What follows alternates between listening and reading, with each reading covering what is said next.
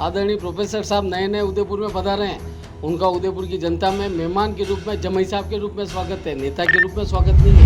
वो कह रहे हैं कि मेरे को डिबेट करने का बहुत शौक है। मैं आपके चैनल के माध्यम से उनको चैलेंज करता हूं कि ताराचंद जी तो हमारे नेता हैं, उन नेताओं को छोड़िए, वजीर को छोड़िए, मैं पैदल एक कार्यकर्ता हूं, उस कार्यकर्ता से आइए, आप जिस चैनल पे जिस समय जहां पर चाहेंगे मैं आपसे बहस करने के लिए तैयार हूँ। उन्होंने कहा कि मैं राजस्थान का मुख्यमंत्री हूँ, लेकिन मेरी जिम्मेदारी जोधपुर के प्रति है।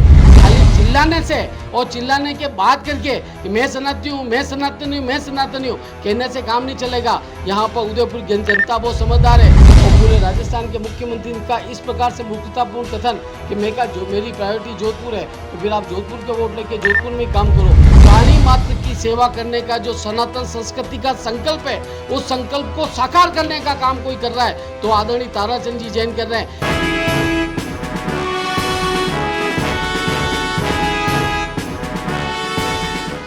अभी हमारे साथ में राम कृपा जी शर्मा साहब हैं, जिनका अपना एक अलग कैडर है, जिनका एक अपना अलग अनुभव है और बीजेपी विचारधाराओं से हैं, तो बीजेपी में पूरे तन्मयता के साथ में लगे हुए हैं। मैं आज इनके साथ में बैठा हूँ, इनसे जानते हैं कि क्या। सबसे पहले तो मेरा सवाल ये है कि आपकी पार्टी सत्ता में रही, अब आप कांग्रेस पे आरोप लगा रहे हैं कि आपको हाईकोर्ट बेंच की मांग पूरी नहीं हुई। तो सवाल मेरा ये है कि जब बीजेपी सत्ता में थी तब भी तो हाईकोर्ट बेंच आ सकती थी। देखिए, निश्चित रूप से हाईकोर्ट बेंच की मांग इस दक्षिण राजस्थान जो हमारा मेवाड़ वागड़ क्षेत्र है, इसकी सिर्फ वकीलों की मांग नहीं है, जनता की मांग है। और पिछले लंबे समय से 1982 से हम लगातार इस इशू पर लड़ते रहे। निश्चित रूप से इसके दरमियान भारतीय जनता पार्टी की सरकार भी है और कांग्रेस की सरकारें भी रही है। हमने दोनों सरकारों से बहुत मांग की और मुझे इस बात को कहते हुए बहुत गर्व है कि 2018 में जब मैं बार का अध्यक्ष था, तब हमने लगातार 3-4 महीने तक, मैं उस समय पार्टी के जिले का महामंत्री था और बार का अध्यक्ष भी था, तो प्रायोरिटी हमने बार के अध्यक्ष के रूप में वकीलों की और जनता की जो मांग थी, उस मांग को रखते हुए कोर्ट के दरवाजे पर विभिन्न समाज के लोगों का समर्थन लेते हुए और हमने इस मांग को एक बड़े स्तर तक लड़ा। लगातार 4 महीने तक हम कोर्ट के गेट पे धरने पे बैठे रहे। अलग अलग समुदाय के लोग, जिसमें समाज के निचले तबके से जो ठेला चलाने वाला है, ऑटो चलाने वाला है, वहाँ से लेकर समाज का जो एलिट क्लास है, वहाँ तक के प्रोफेसर्स, यूनिवर्सिटी के प्रोफेसर्स, यूनिवर्सिटी के छात्र संघ के अध्यक्ष, फील्ड क्लब के लोग, रोटरी क्लब के लोग, जो समाज का जो एक अभिजात्य वर्ग है, जो अपने घरों से नहीं निकलता है, उसने भी आकर यहाँ पर चिलचिलाती धूप में मई और जून के महीने में हमको समर्थन दिया। उस समर्थन का परिणाम यह हुआ कि हमारे विधानसभा के पूर्व अध्यक्ष शांतिलाल जी चपलोत ने यहाँ पर भूख हड़ताल की घोषणा की। वो भूख हड़ताल पे भी बैठे और पहली बार ऐसा हुआ उस आंदोलन में, जब राजस्थान की जो सरकार थी, संवेदनशील सरकार थी वसुंधरा जी की, उन सरकार ने 2 मंत्रियों को विशेष हेलीकॉप्टर से यहाँ पर वार्ता करने के लिए हमारे सामने भेजा और उस वार्ता का परिणाम यह हुआ कि हम लोग एक बड़े वर्ग के साथ में, एक बड़े प्रतिनिधिमंडल के साथ में, और उस समय के तत्कालीन गृह मंत्री आदरणीय गुलाब चंद जी कटारिया जो उदयपुर का प्रतिनिधित्व करते थे, उनके नेतृत्व में, सीचन जी कपलानी के नेतृत्व में हम वहाँ पर वसुंधरा जी से मिले। एक कमेटी का गठन हुआ, लेकिन दुर्भाग्य हमारा यह रहा कि वो चुनाव का समय था, उसके बाद में चुनाव आचार संहिता की घोषणा हो जाती है और उस कमेटी का आगे फॉलोअप नहीं हो पाता। राज्य में सरकार बदल जाती है और सरकार बदलने के बाद में जो कमेटी लिखित रूप में, आज भी मेरे पास प्रमाण मौजूद है, लिखित रूप में जो कमेटी का गठन करने का आदेश हुआ, वो कमेटी अशोक गहलोत जी के नेतृत्व में जो सरकार रही, उसने उसको फॉलोअप नहीं किया, उस कमेटी का गठन नहीं हो पाया और उस कारण से हमारी जो मांग थी वो वहीं के वहीं खड़ी रह गई। साथ में मैं एक बात आपसे और निवेदन करना चाहता हूँ कि अर्जुन राम जी मेघवाल ने वहाँ पर बीकानेर में वर्चुअल हाईकोर्ट की घोषणा की। हम तुरंत यहाँ से आंदोलनरत हुए और हम वहाँ से बुलावा आया कि आप दिल्ली आइए, हमसे वार्ता कीजिए। केंद्रीय विधि मंत्री से हम मिलने के लिए हमारा यहाँ का प्रतिनिधिमंडल गया, मैं भी उसमें शामिल था। उस प्रतिनिधिमंडल में उन्होंने कहा कि आदरणीय सुप्रीम कोर्ट और केंद्र की सरकार दोनों के बीच में एक तरह का वो बात हो गई है और उन्होंने तय कर लिया है कि प्रिंसिपली इस बात को तय कर लिया है कि न्याय का विकेंद्रीकरण होना चाहिए और न्याय के विकेंद्रीकरण के तहत पूरे भारतवर्ष में जहाँ जहाँ पे भी हाईकोर्ट की डिमांड आ रही है वहाँ पर 10 जगहों पर हम हाईकोर्ट की वर्चुअल बेंच की घोषणा करते हैं। उसमें से 3 राजस्थान में होगी, जिसमें उदयपुर भी शामिल है। निश्चित रूप से मोदी जी की सरकार को धन्यवाद देना चाहता हूँ, लेकिन बात वहीं आके अटक जाती है कि अशोक गहलोत जी की सरकार ने, अशोक गहलोत जी ने अपने आप को कूपमंडूक साबित कर दिया। उन्होंने कहा कि मैं राजस्थान का मुख्यमंत्री हूँ, लेकिन मेरी जिम्मेदारी जोधपुर के प्रति है।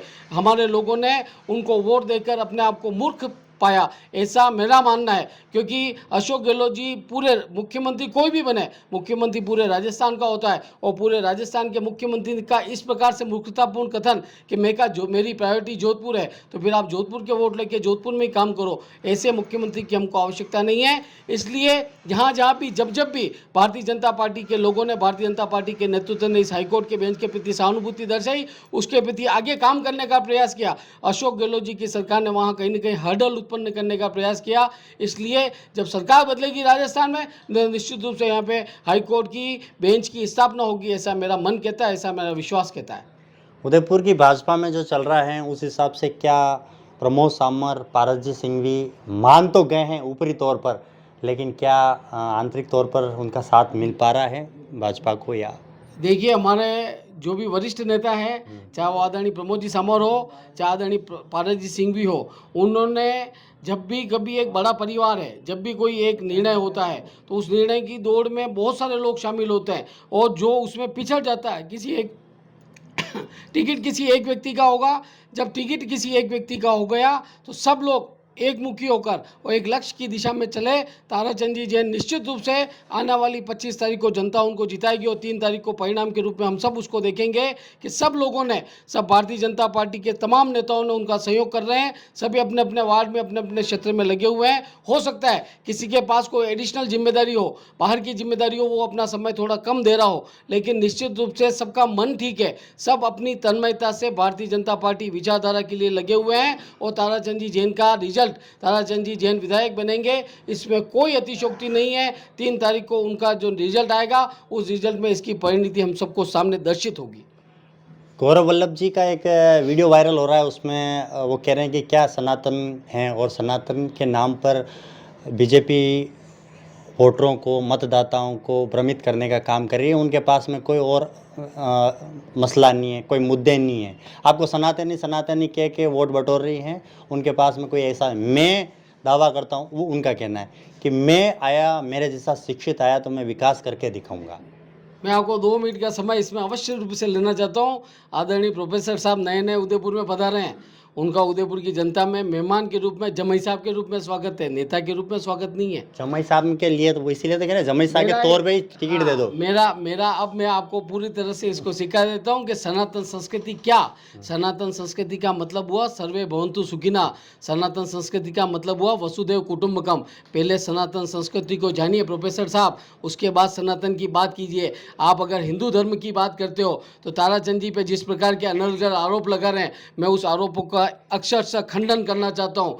गौरव वल्लभ जी जिसमें 8वीं 10वीं में पढ़ते थे, उस वर्णाणु में ताराचंद जी जब वहाँ पर अयोध्या में बाबरी मस्जिद का ढांचा डराया जा रहा था, उस समय प्रत्यक्षदर्शी साक्ष्य के रूप में कोई वहाँ पर जमीन पे खड़ा था तो वो ताराचंद जी जैन थे। ताराचंद जी जैन 1990 की जो कार सेवा हुई, उस कार सेवा में प्रतिभागी थे। ताराचंद जी जैन जो कोरोना काल में जब लोग मर रहे थे, गौरव वल्लभ जी अपने ऐश गांव में, अपने होटल में आराम कर रहे थे, एसी कमरे में बैठे हुए थे, उस समय ताराचंद जी जैन यहाँ पे लाशों को जलवाने का काम कर रहे थे। ताराचंद जी जैन उस समय पशु और पक्षी की चिंता करते हुए उन्होंने जीवन में एक संकल्प लिया कि जब तक मैं जिंदा रहूंगा, मेरी 2 लाख रुपए की पर मंथ की आय मैं जीव दया के माध्यम से एक वैन लगाई। उन्होंने कहा कि मैं गायों को चारा डलाने की व्यवस्था करता हूँ, बंदरों के रोटियों की व्यवस्था करता हूँ, पक्षियों के मक्की के दाने की व्यवस्था करता हूँ। उन्होंने इस प्रकार का संकल्प लेके वर्ष जब कोरोना काल चालू हुआ, उस कोरोना काल से लेकर आज दिन तक एक कंपाउंडर, एक ड्राइवर और एक उसका सहायक, ऐसा करके सुबह 8 बजे उनकी वैन निकलती है और रात को 8 बजे तक विभिन्न इलाकों में जाकर प्राणी मात्र की सेवा करने का जो सनातन संस्कृति का संकल्प है, उस संकल्प को साकार करने का काम कोई कर रहा है तो आदरणीय ताराचंद जी जैन कर रहे हैं। खाली चिल्लाने से और चिल्लाने के बात करके कि मैं सनातनी हूँ, मैं सनातनी हूँ, मैं सनातनी हूँ, कहने से काम नहीं चलेगा। यहाँ पर उदयपुर जनता बहुत समझदार है, यहाँ पर जातिवाद का जहर घोलने का प्रयास बिल्कुल नहीं करें। वो कह रहे हैं कि मेरे को डिबेट करने का बहुत शौक है। मैं आपके चैनल के माध्यम से उनको चैलेंज करता हूं कि ताराचंद जी तो हमारे नेता हैं, उन नेताओं को छोड़िए, वजीर को छोड़िए, मैं पैदल एक कार्यकर्ता हूं, उस कार्यकर्ता से आइए, आप जिस चैनल पे जिस समय जहां पर चाहेंगे मैं आपसे बहस करने के लिए तैयार हूं। आइए उदयपुर के इशू पर अपन चर्चा करें। उनको आपके चैनल के माध्यम से ये मेरी चुनौती है, मैं उनसे बहस करने के लिए तैयार हूं। साथ में एक बात और निवेदन करना चाहता हूं कि कन्हैयालाल जी की हत्या हुई उदयपुर में, कन्हैयालाल जी की इतनी दुर्दांत हत्या तरीके से हत्या हुई, हत्याएं बहुत जगह हो रही है, लेकिन जिस प्रकार की हत्या यहाँ पे कन्हैयालाल जी की हुई उसका पूरे विश्व में हाहाकार मच गया। पूरे विश्व में लोगों ने उसकी निंदा की। उत्तराखंड से लोग आए, उत्तर प्रदेश से लोग आए, दक्षिण से लोग आए, गुजरात से लोग आए और सब लोगों ने अपनी यथासंभव मदद करने का प्रयास किया। कपिल मिश्रा जी है, वो दिल्ली में सांसद है, 1 करोड़ रुपया उसके घर पे देके गए। केस उनकी मन की भावना जागृत थी। उनके और कन्हैयालाल जी के आपस में कोई संबंध नहीं था, लेकिन उन्होंने पब्लिक फंडिंग के माध्यम से 1 करोड़ रुपए का कलेक्शन करके कन्हैयालाल जी के घर पे दिया।